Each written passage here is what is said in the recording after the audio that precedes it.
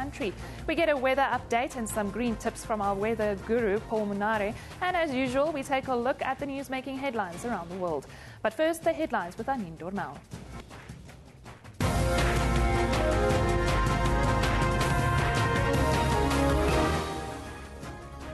Good morning, I'm Anin Dormal. Let's take a look at the stories making headlines today. People around the world will celebrate Mandela Day today for the first time since the iconic former president's death by doing good deeds on what would have been his 96th birthday. President Jacob Zuma will unveil Mandela's statue in Mvezu in the Eastern Cape as part of the day's celebrations. Zuma is also expected to open a state-of-the-art science school named after Mandela in the same village. He will be accompanied by Arts and Culture Minister Nathi Mthethwa and Eastern Cape Premier Molo Mashwale. The UN Secretary Council will hold an emergency meeting today to discuss the downing of a Malaysian airliner over eastern Ukraine yesterday. US officials say the Boeing 777, which was carrying 298 people from Amsterdam to Kuala Lumpur, was shot down by a surface-to-air missile. There were no survivors. Ukraine has accused militants fighting to unite eastern Ukraine with Russia of shooting down the plane. The disaster is set to intensify the conflict between the Ukrainian government and pro-Moscow rebels, in which Russia and the West back opposing sides. Israeli military forces have launched a large-scale ground campaign in Gaza aimed at destroying Hamas weapons, arsenal and infrastructure. The military says it's aiming to destroy Hamas rocket-firing abilities and tunnels used to send militants into Israel, and that it is not out to topple the Palestinian group. Israel says militants have fired more than 1,300 rockets into the country, while Palestinian officials say 233 Palestinians have been killed in Israeli air and naval strikes.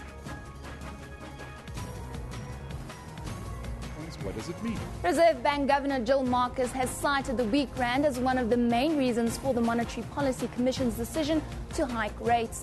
Marcus announced yesterday that the repo rate would increase by 0.25 percentage point to 5.75%. This means that the prime lending rate will increase to 9.25%. Rain delayed play for 30 minutes before lunch on the third day of the first test match between South Africa and Sri Lanka. The home team has lost 3 wickets for 104 runs at lunch. Yesterday, JP Duminy scored an unbeaten century as the Proteas recorded their second highest score in Sri Lanka. The Proteas declared on 455 for 9 on the second day of the first test against Sri Lanka. In reply, the home team was 30 without loss at stumps at close of day 2.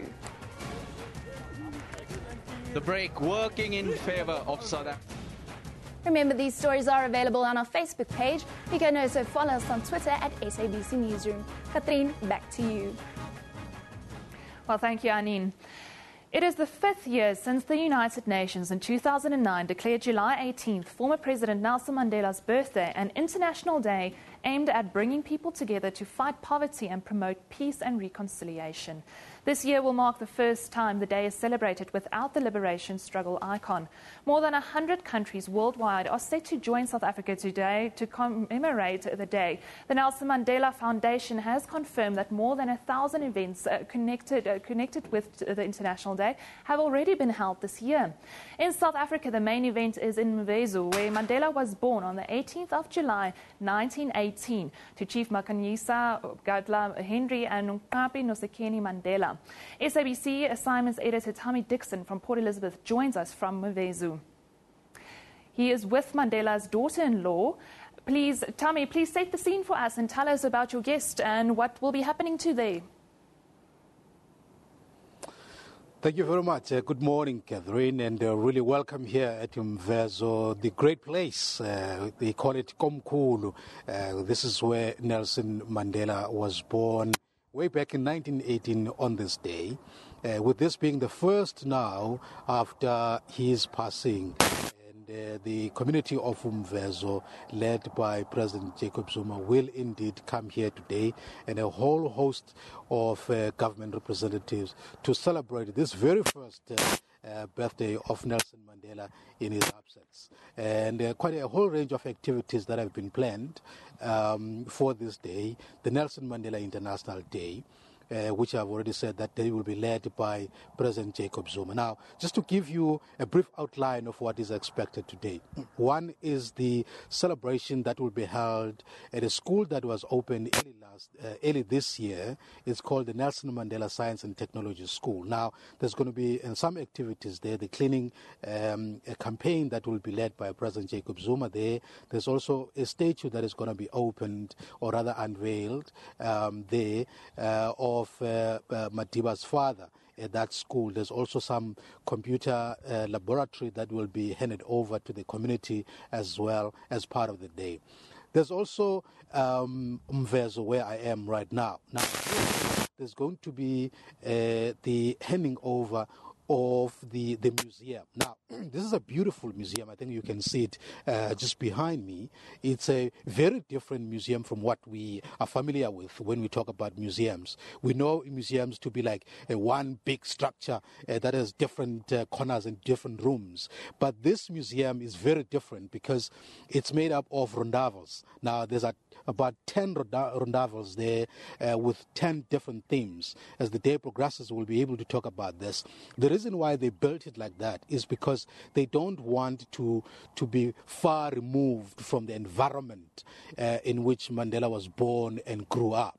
This is a rural area. Most of the houses in this area are actually built like that. So they wanted to kind of like replicate this environment so that they infuse it into who Mandela was. So this is what President Zuma will be opening a little later on this afternoon. There's also a statue, a very beautiful statue. It's also right in front of that museum, which will also be unveiled a little later on. The third element is the house that was built by a group of women from this area led by Umamunol Sapo Mandela. Now, Umamunol Sapo Mandela is the mother to Chief Mandla Mandela, obviously the daughter-in-law to the late former president. She now joins me here to be able to talk about the project that she led to build this house to assist one of the elderly women here who actually her house was burnt down by fire. Umamunol Sapo, thank you very much for joining us. Tell us about the project that you initiated as part of the Nelson Mandela Day. The house of this lady got burnt down through a candlelight because she doesn't have electricity. So the house got burnt down, and they called me as the acting chief of this area to come and see how the house got burnt. It just broke my heart to see that house like this, and to see she was actually sleeping like outside, because the house where she was sleeping at that time, it's a rontavel, didn't have a door. The roof was just like leaking, and I just decided to call a meeting and asked the women to join me to be able to build her a house. So we started building that house on Monday. It's a 2-room flat, so that we could give her the key today as one of the 67 minutes project. We had a challenge with the strong winds for the past 2 days, but we will be handing over the key on Monday because we are behind schedule now with the weather against us. Otherwise, how's the family coping with this being the first Mandela Day without the icon himself? The family, we miss him. We miss him a lot, particularly on this day. But we are just together.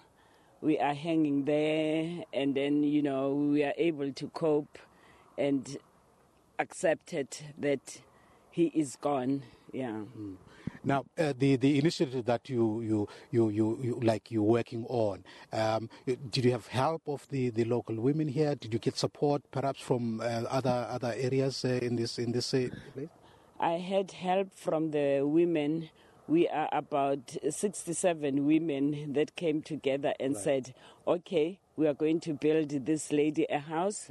And then with the help of the construction that is going on at the primary school, I was able to go there and ask for the material that they are removing from the primary school, things like doors, because we didn't have money to be able to deliver a house that quickly. So we made use of the doors that were removed at the primary school and,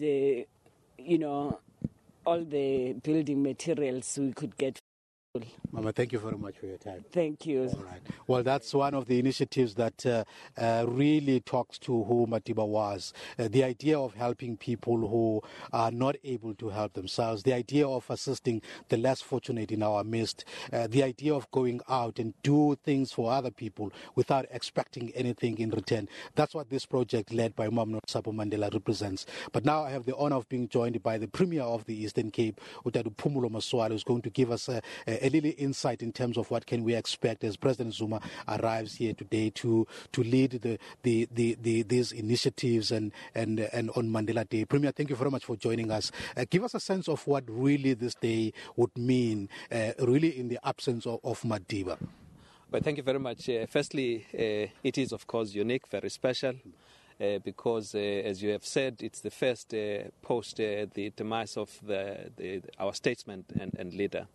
The president is going to come here. We will join him together with the community here to witness first our 67 minutes of cleaning in one of the to participate actively in that the Mandela School of Science and Technology. Right. But there will also going to be the opening of a bust as well as a statue in honor of former President Mandela. I think it's somewhat to register permanently this legacy that on this first anniversary or first birthday post his death, that we are here to then unveil that statue as well as the museum here.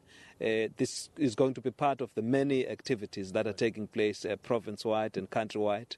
We have quite a menu that stretches until the 31st of July, which we will be doing in honor of his memory. Well, what should people be doing really on this day? I do know that it was declared by the United Nations way back in 2009 as the day that people should really try to emulate what Madiba did in terms of reconciliation, peace, but really centrally for the people, especially in this province. What is it that they should be doing today? Well, essentially it is to draw strength from the message that his life, the manner in which he lived his life. Yeah. The 67 minutes is merely symbolic, where we draw strength from how he had lived his life. Right.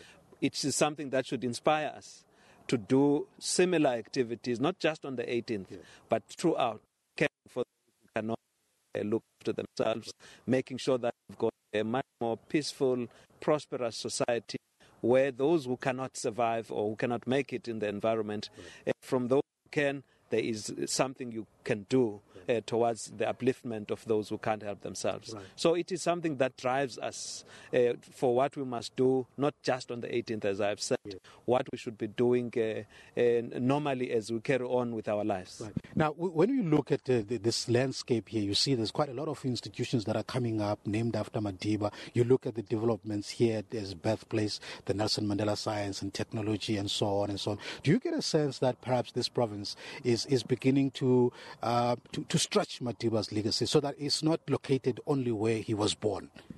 Well, absolutely. As I was saying, the message about the way he lived his life has got to be carried all over the country, all over the length and breadth of the province, so that whenever we think about him, when we have his birthday, it inspires us to do good. Right. Right. Yes, it is something that we would want to utilize going forward, that spirit of caring, of doing something for the upliftment of those who are vulnerable in the circumstances. Of course, also the kind of leadership that he continued to exude for all of us to learn from, that of being that voice of reason, that voice of leadership throughout the country. It's something that we can only work to cement, instill, and make or engrave it in the hearts and minds of our people, So it's something that as a province would want to do. Premier, thank you very much for your time. Thank you very much. Thank you very much. All right, that's the Premier of the Eastern Cape, Phumulo Masualle, giving us a sense of really what this day means and what it should mean, in fact, for all of us, for the people of this province, for the people of this country and the people of the world, really to continue to emulate, to continue to try to do better, continue to try to help those who cannot help themselves, continue really to assist the vulnerable amongst us and the less fortunate by going out there and helping people without expecting anything in return. So we expect President Zuma to arrive here, scheduled to start at 10 o'clock, and then when he arrives, obviously the proceedings will begin, and then we'll continue to reflect that throughout the SABC News platforms. With that, it's back to the studio. Well, thank you, Tommy. That was Tommy Dixon, our SABC assignments editor in Mvezo, where Nelson Mandela's celebrations are taking place today. Let's now take a look at the front pages of The World this morning. The World reflecting on yesterday's tragic crash of another Malaysian flight, MH17, this morning. Malaysia has dispatched a team of investigators to find out exactly what happened to the flight. US officials say the Boeing 777, which was carrying 298 people from Amsterdam to Kuala Lumpur, was shot down by a surface-to-air missile. There were no survivors.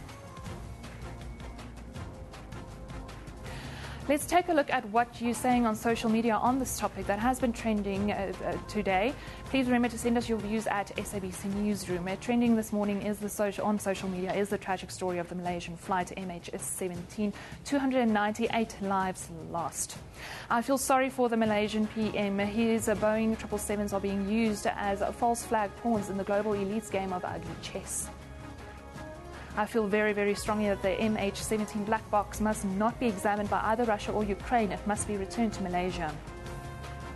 MH17 nationalities: 154 Netherlands, 27 Australian, 23 Malaysia, 11 Indonesia, 6 UK, 4 Germany, 4 Belgium, 3 Philippines and 1 Canada. Rest in peace, all of the passengers and crew of the Malaysian Airlines MH17, and my condolences to all of the family and loved ones. Malaysians are being tested in a great way. Special prayers, deepest condolences and sympathies to the nation of love. Sad crash of #MH17. And there you have a photo, one of the last photos taken of a flight MH17 by a passenger boarding the flight.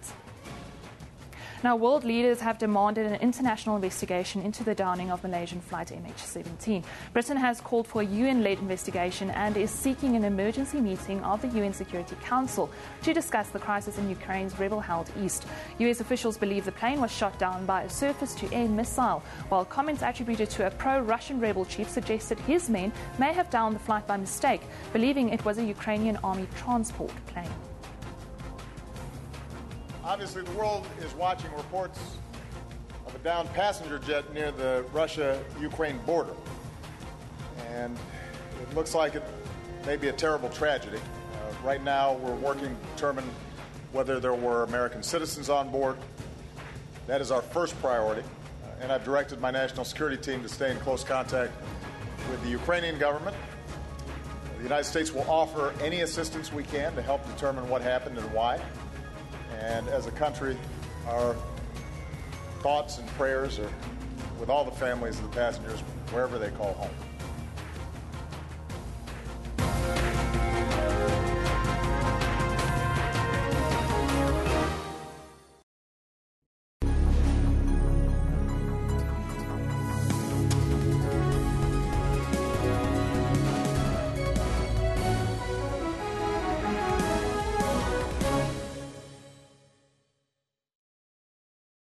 Zimbabwe's government appears to be loosening its grip on the diamond trade.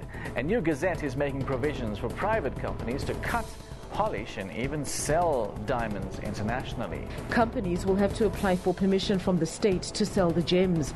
There is now less smuggling of the diamonds themselves, but the issue we now have is transfer pricing. But civil society groups remain concerned about the illicit trade. Industry watchdogs say more transparency is needed in the country's diamond trade. Your World, weekdays between 11 and 12 midnight.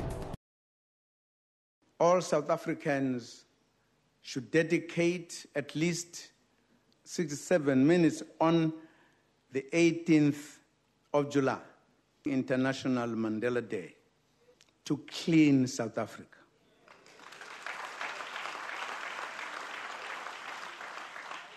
Which is our theme for this year.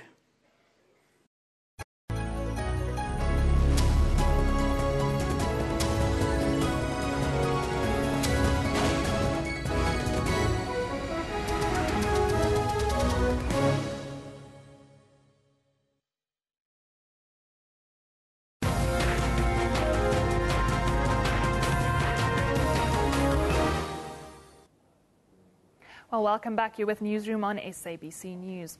Like many South Africans, students and staff members from the University of Johannesburg will today volunteer to give at least 67 minutes of their time to others in honor of Nelson Mandela. Today, they will once again contribute to some of the Nelson Mandela Foundation's key pillars, which include food security, connecting people through services, and education and literacy. Joining us now to tell us more about the UJ will be doing celebrate to the legacy of Tata Madiba is the head of UJ's Community Engagement Unit, Ernestine Meyer-Adams, and two students from a university, Ola Naya and Dumisu Ngiri. Guys, welcome to Newsroom. Thank you very much. Ernestine, I would like to start with you. Can you tell us a bit more about the project you guys will be doing today? Yes, it's a privilege for us to be participating as the University of Johannesburg. And like you've rightfully said, there's thousands of our staff and students going out to actively engage in our community engagement and specifically the Nelson Mandela Foundation pillars today. We are busy at 5 different sites through our 4 campuses. And we are busy working at the 3 hospitals, which is Helen Joseph Hospital, Charlotte Mateke Hospital, also Chris Hani Baragwanath, and then our surrounding public parks surrounding the 4 campuses. Now, when did the helping out with Mandela Day celebrations and everything start for you guys with the pillars? I'd like to say that before we talk about the pillars in specific, University of Johannesburg has always been engaged in community engagement because community engagement is the 3rd pillar of the institution. So with specific focus on Mandela Day, that started in 2009 when I joined this unit, where we actually started engaging our students to participate more actively. So our participation on Mandela Day specifically came on since 2009. Now, Ola, I want to start with you. What pillar of which project will you be working with? And just tell us a bit more about what you are studying. Okay. Today, I think it's basically 2 pillars that we'll be focusing on mostly. It's participation and volunteerism, as well as food security. So with the participation and volunteerism, we have students and staff that are volunteering, and they'll be coming with us to the hospitals and the parks and the dams where we'll be having our cleanup, our operation cleanups. As far as food security is concerned, at the hospital, that's where we'll be handing out food parcels as well as soup to the patients and just ushering them and helping out. Now, Dumiso, as I understand, you're a 3rd-year student. Yes, I am. Have you been helping out every year, and how has it been growing over the years? This is my 2nd year with community engagement, and it's been growing. I'm inspired and I've learned quite a bit from community engagement. It's helped to build a young holistic leader such as myself. Now, as 2 young students, what do you guys feel we need to be grateful most today? I think more than anything else, the opportunities that we have that our parents did not have back then. We have so much exposure to literally everything, and it's up to us to make the most of that.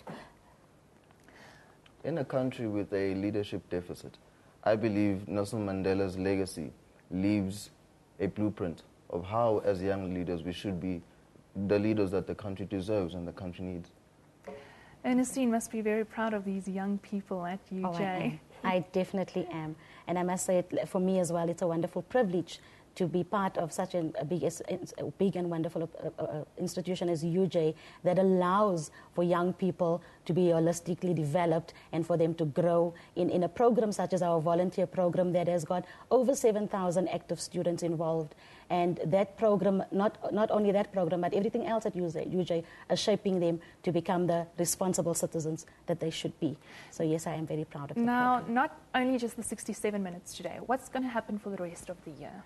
We don't just do 67 minutes. 67 minutes is the minimum because that is what we know is the requirement. But at UJ, every Mandela Day, we have always done over 5 hours. because our students and staff don't come to work to say, okay, I'm just going to give my 67 minutes, but we allow the 67 minutes for the fact that there's people that are still writing exams or tests, and there's lecturers that are busy with lectures, but the ones that are free would come and would be available for the entire day.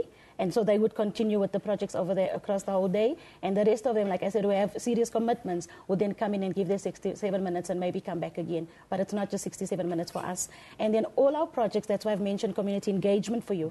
Community engagement for us at UJ is about sustainability of these projects. So our students are busy at the hospitals and at the schools right through the year to the various projects that we run. And we have over 100 projects that is based in the faculties. So our faculties are actually actively engaging the students to the volunteerism program. They go out and they get the opportunity to be part of the outreach, but these programs continue for the rest of the year. Today is just the highlight on it, but our students work at the hospitals on a continuous basis, and that is the focus for us, the sustainability. If you talk about the education and literacy, yes, today we are highlighting, and next week, where we have some Mandela libraries being put up.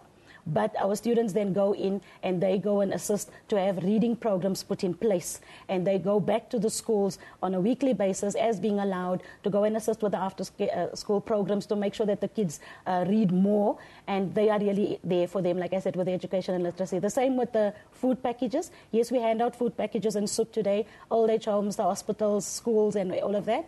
But we are involved in food gardens throughout Gauteng under the leadership of Dr. Malan. There's great food projects across the Soweto region and also across Johannesburg. So our students then go in and get involved in those. So those are the two issues that we make sure that we sustain. We are not looking at any of these projects to just be once off. They continue through our volunteerism program right through the year. And our students who want to get involved who might not be in UJ, are they also allowed to come and be part of the celebrations today? Yes. Yes, they definitely are. How are they able to track you guys? Are you guys active on social media? Any hashtags or anything that we can follow? We are on Facebook and Twitter at community engagement _UJAPK, and for Facebook it's community engagement APK. Nerisu, as a young student, how would you encourage other students to also help out this Mandela Day? I think first it's all about a mindset. As a young person, I believe that the best way to find yourself is through serving. So with that being said, as young people, we need to understand that it's our responsibility and our duty to serve our communities, and therefore sitting at home isn't good enough. You need to come out, pick up a paper, help out the community, and really make it a better place that you and I can be proud of. And if people want to sign up for today, they can go to the 3 hospitals like I've just mentioned to you, and they'll see all the orange T-shirts visible everywhere, and they can just ask one of those people, how do I get involved, where do I sign up, because they'll be able to see them because they're visible. Also the parks, we are at Kingston Frost Park, we are at the Brixton Park, we are at the Hurst Hill Park, we are at the West Dean Dam area. So when they see orange T-shirts, just speak to them. They'll be able to guide them to sign up everywhere and anywhere. How many people are you expecting today? We have over 1,000 that's busy at UJ currently now with the official opening throughout and the leadership of our DVC.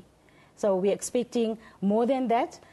Because normally what happens is for each hospital, we need to be cautious and making sure that we take at least 200 people in there because there are sick people in there. So you don't want to bring in too much people for too much noise and chaos. But we have 200 plus students and staff at the hospitals, cleaning windows, doing the basics, painting, like Klola said earlier, assisting in every way possible that the hospitals need from us. Yes. Will you be also in the same pillars that Nkola is doing today, or are you working on different pillars today? Yes, most definitely. We're going to be showing our duties, especially in the hospitals, because that's where most of our South Africans are sick and they need the most help and the most care. Well, guys, thank you so much for joining us today on this Mandela Day, and I hope you all the best. Thank you. Thank you so much. Thank you so much for having us. Well, now let's take a look at what you are saying on social media. International Nelson Mandela Day, of course, is one of the trending topics this morning worldwide. How will you be celebrating? Let us know at SABC Newsroom. Today is #Mandela Day. What will you be doing for your 67 minutes in honor of memory of Tata Madiba? #charity, good deeds. Remembering Nelson Mandela, who was born 96 years ago today. If only the world tried harder to emulate his peaceful legacy. I like friends who have independent minds because they tend to make problems for all angles. Nelson Mandela. What are you doing with your 67 minutes for Mandela Day? We'll reveal mine soon. Of course, send us your tweets. Let us know what's happening on your Mandela Day. How will you be spending your 67 minutes? Education is the most powerful weapon. And we lost that tweet there. But let's now take a look at what's happening on our Facebook page. Today you will see there that DA parliamentary leader Musi Maimane says his party will do all it can to force President Jacob Zuma to submit a report to Parliament on the security upgrades at his private home in Kandla. You can also read more on world leaders demanding an international investigation into the shooting down of a Malaysian airliner over eastern Ukraine, in which 298 people on board were killed. And on the story of the ANC, who has appealed to the striking members of trade union NUMSA not to boycott International Mandela Day. You can find all these stories and more on our Newsroom Facebook page. It's facebook.com/SABC Newsroom. Now, for those who aren't aware, today would have also been Nelson Mandela and Graça Machel's 16th wedding anniversary. For Mandela, the third time was the charm. The two got married on Madiba's 80th birthday. We now take a look back at a BBC interview with Machel about their love. 1, 2, 3. Wow! On his 80th birthday in July 1998, Nelson Mandela married Graça Machel. She was the widow of the president of Mozambique, who'd been killed in a plane crash 12 years before.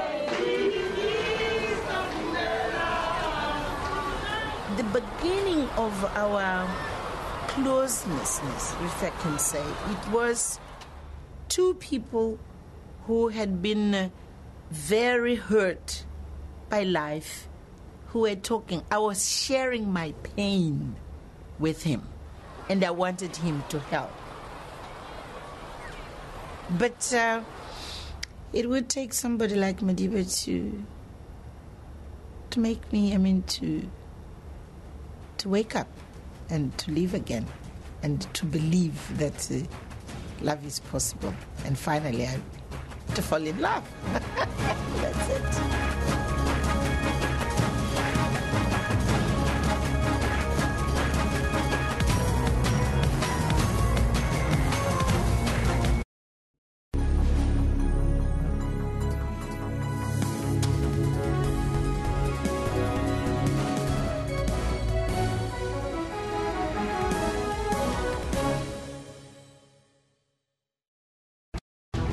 The trial has begun in Seoul of the 15 crew members on board the South Korean ferry that sank in April. More than 300 people were killed, most of them were children. The captain, 68-year-old Lee Jun-sok, and 3 other senior crew members were charged with homicide and face a maximum sentence of death. Primetime News, daily at 6 p.m. on SABC News.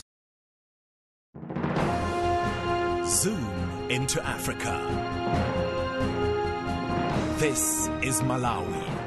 The president is Professor Peter Mutharika. Malawi got independent from the United Kingdom on 6 July in 1964. The population is more than 15 million people. One of Malawi's major languages is English. Monetary unit, Malawi Kwacha.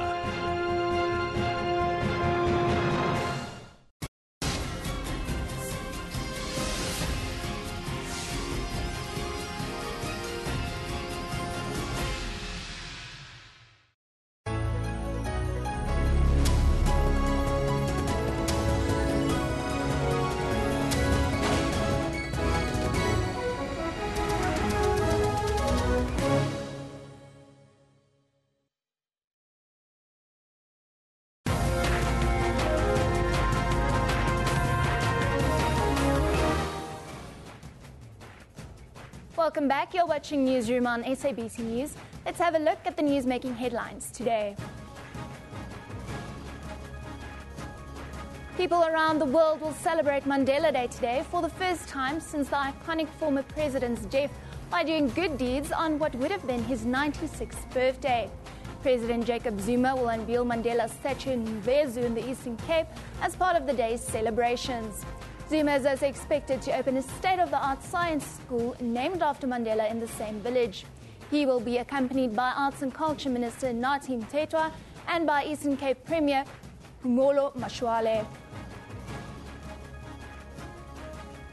The The UN Secretary Council will hold an emergency meeting today to discuss the downing of a Malaysian airliner over eastern Ukraine yesterday. US officials say the Boeing 777, which was carrying 298 people from Amsterdam to Kuala Lumpur, was shot down by a surface-to-air missile. There were no survivors. Ukraine has accused militants of fighting to unite eastern Ukraine with Russia of shooting down the plane. The disaster is said to intensify the conflict between the Ukrainian government and pro-Moscow rebels, in which Russia and the West back opposing sides. Israeli military forces have launched a large-scale ground campaign in Gaza aimed to destroying Hamas weapons, arsenal and infrastructure. The military says it's aiming to destroy Hamas rocket-firing abilities and tunnels used to send militants into Israel, and that it is not out to topple the Palestinian group. Israel says militants have fired more than 1,300 rockets into the country, while Palestinian officials say 233 people have been killed in Israeli air naval strikes. Reserve Bank Governor Jill Marcus has cited the weak rand as one of the main reasons for the Monetary Policy Commission's decision to hike rates. Marcus announced yesterday that the repo rate will increase by 1/4 of a percentage point to 5.75%. This means that the prime leading rate will increase to 9.25%. In cricket, play has just resumed after lunch on the third of the first test between South Africa and Sri Lanka. Earlier rain delayed play for 30 minutes before lunch.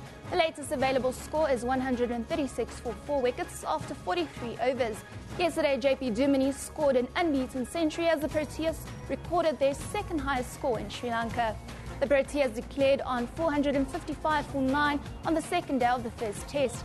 In reply, the home team was 30 without loss at stumps on close of day 2.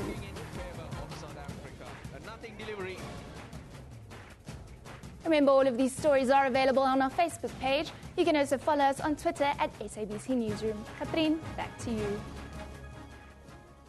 Many people may be heading out to do something good, to change somebody's life or do charity work for the community on this Mandela Day. But have you ever considered doing something good for the environment? In studio with us once again is environmental guru Paul Munari to give us some tips on how to save the environment this Mandela Day. Paul, thank you so much for joining us. Awesome, thank you. Let's start off Mandela Day. How can we reduce negative impacts on the environment? Okay, there's quite a number of things that we can do, lots. And I know a lot of people can actually go out and, actually do things for the community or do anything for Mandela Day, especially, having 67 minutes. I mean, look at most of us are at work, some of us are directing shows and so on. So there are a number of things that you can do starting off at your home, by switching off lights, maybe leaving all electrical appliances, everything off for 67 minutes or even for longer, having it off for 2-3 hours. What I did, in fact, this morning is I switched on my switchboard. I switched off the headlights and everything else, the geysers. Because I wasn't going to be at home, And generally, there are other things that you can also do, including, taking a shower instead of a bath, because, a shower is usually shorter, it uses less water, and it takes the geyser a shorter time to actually heat up the amount of water that you might need. So those are just some of the basic things that you can do. And we're also trying to get, cities to switch off all their lights for just about 67 minutes. It's going to be darkness, but I mean, it's something that could do a lot to saving, the environment, to saving energy. And we all know how important it is to save energy, especially in winter times, because, our electrical providers are usually under constraint. They're under severe stress with people coming home around, 4:30 to 5 o'clock, and then from that time they start cooking and doing, getting on with their lives after work and so on. And people switch on heaters, people boil water for coffee, for whatever the reason may be, switching on TV. Some people even switch on the television and just, go on and do chores, whereas, they're not really watching it. So it's actually pointless to have the TV switched on. It actually uses a lot of energy. But there's lots of other things. I mean, you can switch from, instead of using heaters, you can use hot water bottles. And hot water bottles are actually amazing. You boil water once and you use that. You can also change from electrical heaters, such as, one of those bar heaters, to something more efficient, like a gas heater. These are some of the outdoor patio heaters, which are really, really good, and they actually last very long. The gas is not used as quickly, and you can actually, get warm, or rather get better and heat. In terms of safety, they're safe to use as well. Yeah, they're also very safe to use. A lot of people are sort of doubting gas heaters, but gas heaters are actually the way to go for me. There's also fireplaces. You can also start a fire. That actually works. I was in Grahamstown just about a week ago, and it was very cold there. Instead of heaters, we actually used blankets, we dressed warm, and we had a fireplace. An old natural fire. Old natural fire. Those things are actually really, really good for you. And there's also talks of solar power, especially with the geysers on top of the roof. That is also fantastic. I've seen on the roads as well, we are starting to move on to solar-powered lights, on the streets. Those are fantastic. They save lots and lots of energy. Yeah. Now, how will this benefit you, these tips on living sustainability, all of that, how will that benefit you as the individual? Hey, good. If you look here, we've got these light-saving or energy-saving bulbs. You might think these are expensive to buy, but these are like a lifetime. You buy them once, then you might never have to buy globes ever again. So just think about that. You buy them once and you never have to replace them. That's already going to save you money in the long run. And never mind saving the environment. You can save a lot of money from, if you stop using, say, for instance, air conditioners, and you open your windows to let warm air in if it's too cold inside your house, or to let cooler air in if it's too hot inside your house. Those kind of things. If you open your blinds to let the sun come in, those are natural things. I mean, if you sit under a tree or under some shade instead of opening the aircon, that will save you money. Your electricity bill will actually go down in winter or in summer, whenever. So those are the benefits, that you will save money. You'll also save the environment. Imagine if we have to use less coal because we don't depend on electricity providers to give us electricity. If we burn less combustion fuels such as your coals and so on, we can actually get to a cleaner environment, cleaner air, and that will benefit all of our health, because we won't have to walk around with masks, which is eventually what would happen, say 60 years from now, when the environment is polluted and the skies are all dirty. And imagine living in Beijing with all of that dirt going on. So yeah, that's the benefits of it. Well, Paul, just before we let you go, we can't let you go without giving us a little weather update today on this Mandela Day. Of course, yeah. In terms of the weather, let me just move away from living green. What's happening is, once again, the Western Cape province, that's what's being impacted by a lot of these cold fronts. They've had two that's just passed by, and rainy weather as usual. Yesterday, it wasn't even a chance anymore. It was 100% definite that it was going to rain. Now, for the next 5 days, you can see it's going to rain today and tomorrow, and then it will start clearing up by Sunday afternoon. But temperatures are still not picking up. I mean, look at it. It's in the mid-teens, 16s for today up until Sunday, and then 17 and 18 for Monday and Tuesday. So it's still fairly cold there. And then this is just a look at other provinces that are affected by these cold fronts that just passed by. This is the Eastern Cape province. So I've just selected major cities there: PE, East London, Queenstown, definitely. Queenstown is one of the coldest cities that we have in the country. Definitely going to be cold. The maximum temperatures for Queenstown today is 18 degrees, and it's not going to get better over the weekend. Another province that's affected will be KwaZulu-Natal, but KwaZulu-Natal, it's a very nice province to live in. It's usually warm there. Look at Ladysmith, it will be at 23 degrees, 25 for Richards Bay. So it's still fairly warm there, but they are affected by the cold front. So without the cold front, it would have been much warmer along those parts. And then a final thing is the warnings of rough seas and high seas that are expected along the Cape coastline. Well, Paul, thank you so much for joining us today. And that's Paul Munari, our weather expert and environmental guru, giving us the green tips for Mandela Day. A lot of people going green this Mandela Day. Now, for many years, the fence around Robben Island held apartheid political prisoners like Nelson Mandela and many more until their release in 1989 and 1990. Today, the old fence has been transformed into the Charmaine Taylor Legacy Jewelry Collection. Charmaine always had a passion and vision to promote the message of forgiveness and peace that former President Nelson Mandela shared.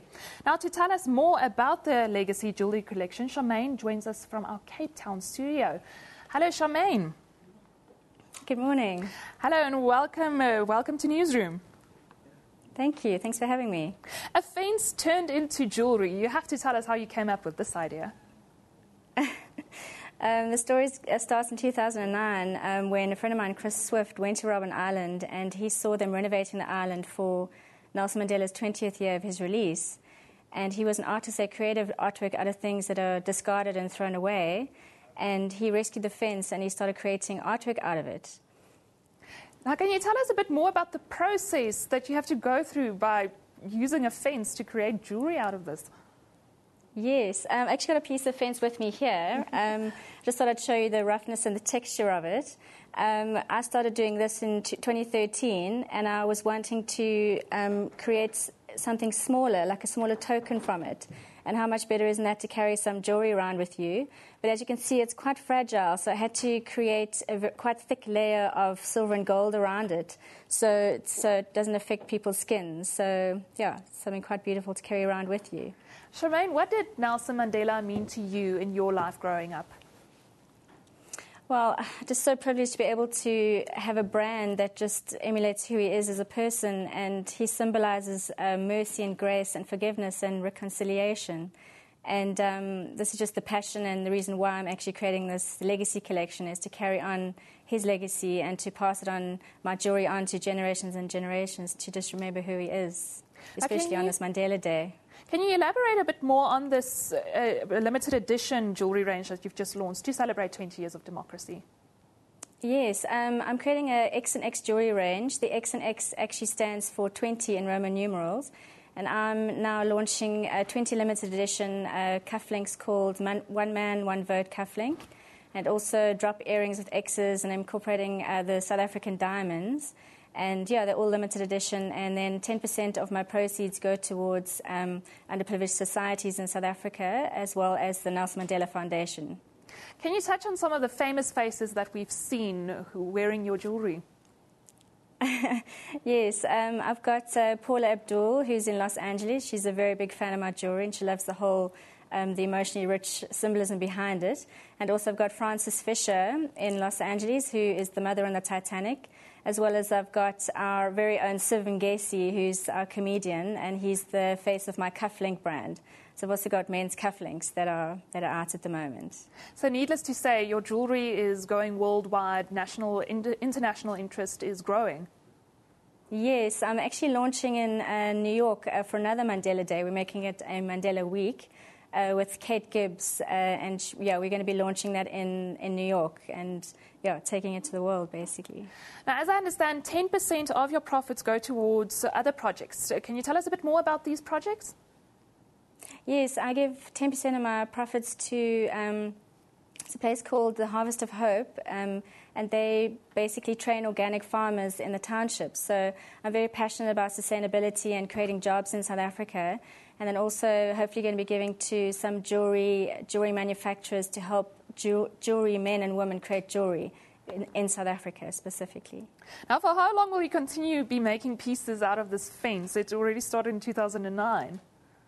Yes, it is limited, so I'm hopefully going to be going for a while. But since we're going to America, it's quite a big market.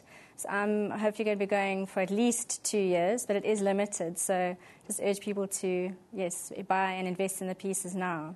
People who are interested, where can they view this collection, and how can they get hold of you? They can get hold of me at my studio in Cape Town. I've got all my details on my website.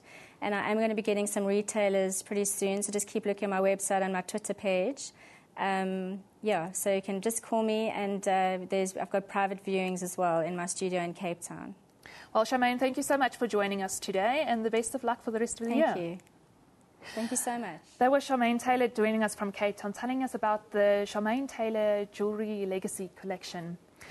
Now, let's just take a look at what you're saying on social media today. Please remember to send us your views at SABC Newsroom. Let us know what you're doing this Mandela Day.